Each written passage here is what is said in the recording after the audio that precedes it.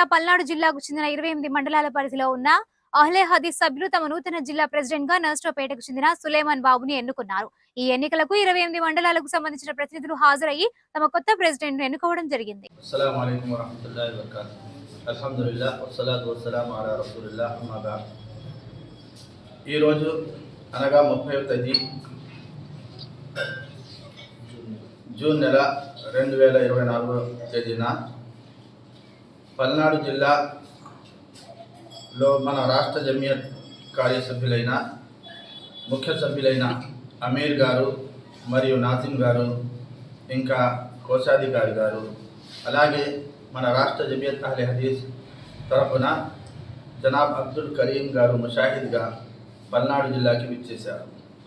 ఈరోజు పల్నాడు జిల్లాలో 28 మండలాల్లో ఉన్న వారందరూ కలిసి అల్హమ్దులిల్లా ఈ మస్జిద్ అనగా మస్జిద్ ఖిజర్ అహ్లే హదీస్లో సమావేశమై పల్నాడు జిల్లా జమియత్ అహ్లే హదీస్ కోసం అమీర్గా ఎన్నుకున్నారు.